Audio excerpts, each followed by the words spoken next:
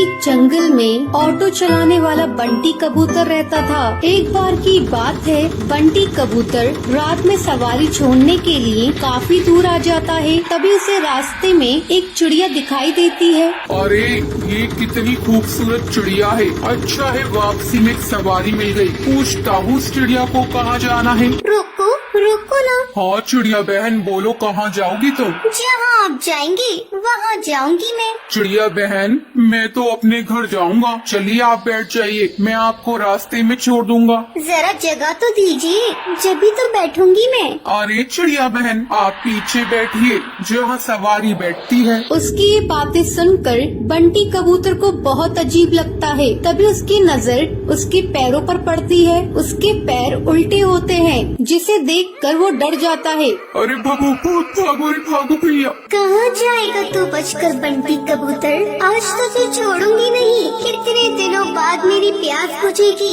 इस रास्ते पर कोई आता भी नहीं था, अब तू आया है मेरा शिकार।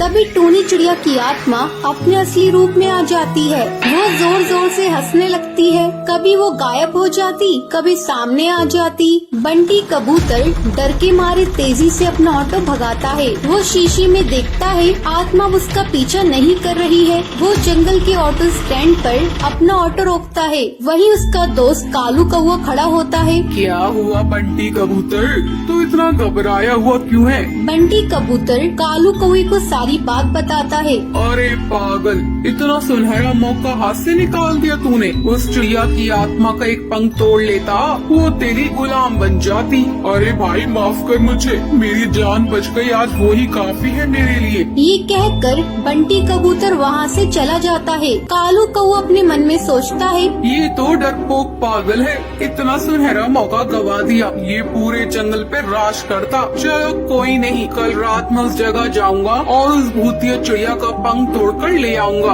अगले दिन कालू कौवा अपना ऑटो लेकर उसी जंगल के रास्ते पर जाता है। वहाँ पर एक चिड़िया खड़ी होती है। रोको रोको ना, ऑटो रोको, मुझे जाना है।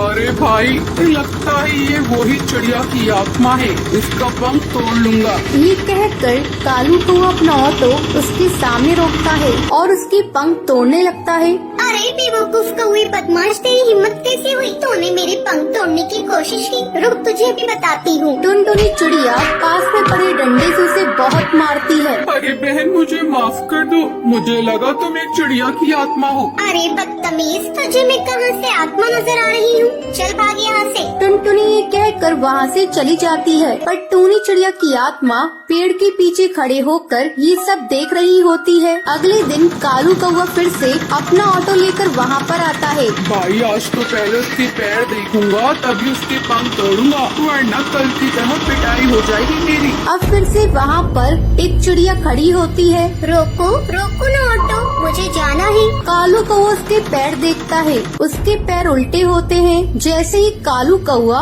उसके पंख तोड़ने वाला होता है, तभी टूनी चिड़िया की आत्मा अपने असली रूप में आ जाती है। डरावनी आवाज़ें सुनाई देती है। कालू कौवे आप मेरे पंख तोड़ेगा? ये ले तोड़ के दिखा।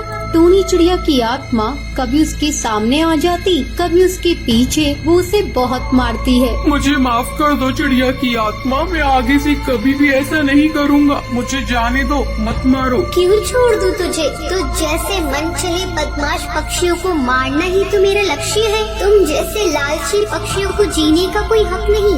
तभी वहाँ पर बबलू कबूतर ऑटो में अपनी सवारी बिठाकर वहाँ से गुजर रहा होता है। अरे चिड़िया की आत्मा छोड़ दो उसे, मैं तुमसे विनती करता हूँ। नहीं, मैं इसे नहीं छोड़ सकती। तुम जानते हो एक बार ऐसे ही मैं इस जंगल से ऑटो में जा रही थी। उस ऑटो वाले ने मेरा सामान लूट कर मुझे जान से मार दिया। जब से जो भी मुझे लालची पक्षी दिखाई देता है, मैं उसे जान से मार देती हूँ। तभी सुंदरी कौवी बोलती है, अरे टूनी चिड़िया तुम सही कह रही हो, तुम्हारे साथ गलत हुआ है, लेकिन तुम भी सही नहीं कर रही हो। ना जाने कितने पक्षियों को तुम मार रही हो। वो सब उसे बहुत समझाते हैं। वो कालू कौवे को छोड़ देती है। मुझे माफ कर दो, तुम सब सही कह रही हो। मैंने अपने इंतकाम काम पूरा करने के लिए ना जाने कितने पक्षियों के परिवार को तोड़ा है, पर अब नहीं, इस दुनिया में तुम जैसे नेक दिल पक्षी भी होते हैं। ये कहकर वो वहाँ से चली जाती है।